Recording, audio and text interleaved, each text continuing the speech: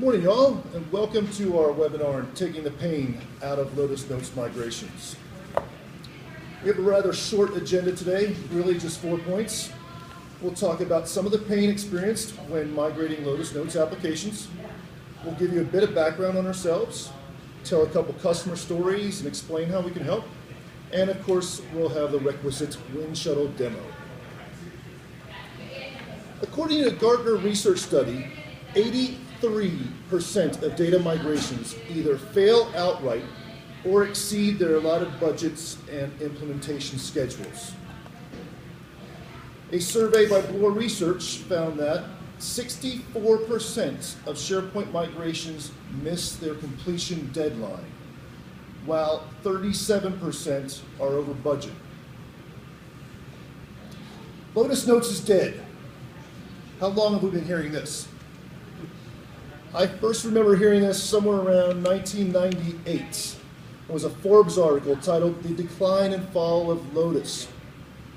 And yet here we are almost 20 years later, and it's still hanging around. So let's take a quick stroll down memory lane. 1989, 91, and 93, Lotus had major dot releases. In 1995, IBM purchased Lotus Notes for $3.5 billion. That's a lot of money back then. In 96, Lotus released 4.0, and then later on that year, the Domino web server. 1999, 2002, 2005, and 2007 all saw major dot releases. And 2013 is the most recent release. Now that's 3 years old already. So we have a quick poll here during our webinar. If you would, please respond via your webinar features and let us know what version of Lotus Notes you're running. Give that a second. 3.0. So here's a typical scenario. An executive's decision's been made. We're replacing Lotus Notes Mail with Microsoft Outlook. But it's not just a single mail database. It's also calendaring, scheduling, contacts, tasks, and the emails themselves. There's several third-party products that can help with mail migration, but in many cases, it doesn't migrate cleanly. Eventually, decisions made to cut over while keeping the old mail in Notes for an extended period of time and leaving it accessible. This keeps Lotus Notes around for quite a while. So poll 2, let us know what corporate email system you're using.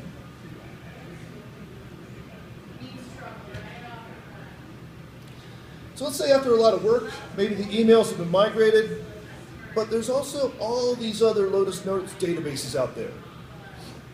From vendors to customers, databases for everything.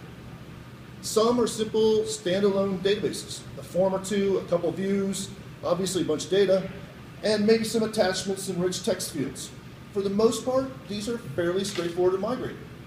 In fact, there's plenty of tools out there that'll do this for you. But that leaves us with these mission-critical workflow applications. These aren't just a single database. These are multiple databases tied together with lookup views between them. They've got custom Lotus script save agents to kick off workflow. They've got email routings, reminders, escalations. They can literally be as complex as you can possibly imagine. And they are not easy to migrate. This is where you have to flip the table and reevaluate what you're trying to accomplish. You've got to identify where that data originates and how it's captured, what the master system of record is, who should be included in the workflow, what kind of routing should it take, and what kind of data governance should be included. And if you have custom forms, a custom workflow, and a back-end SAP system, then we have the tools that you need. So one last poll. If you would, use the chat bar and let us know what you're here for. What are the things that you need help with in your migration? And while you're typing that in, we'll just take a second to introduce ourselves. My name is Skate, and I'm the product design manager here at Wingshuttle. I've been here about 3.5 years, and I'm based out of Park City, Utah.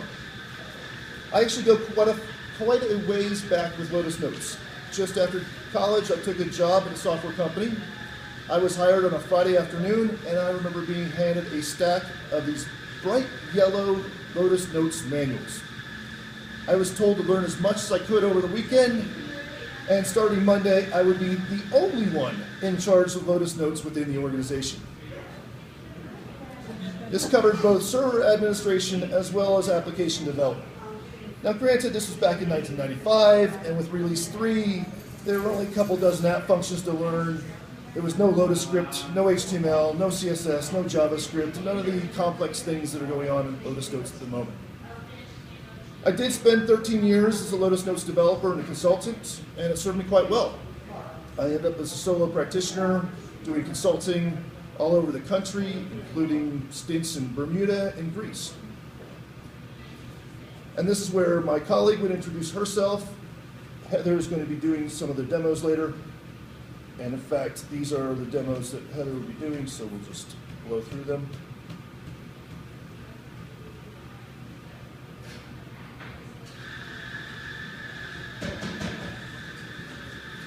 So we're going to end this webinar with a little story. But not just any story, it's a super story. Actually, it's a Super Bowl story. This past Super Bowl, between Denver Broncos and the Carolina Panthers, it was played in Levi Stadium out in the Bay Area. We're not going to talk about the drubbing that Cam Newton took from the Denver defense. Instead, we're going to talk about a supplier for that Super Bowl. This particular supplier provides merchandise for large events like this.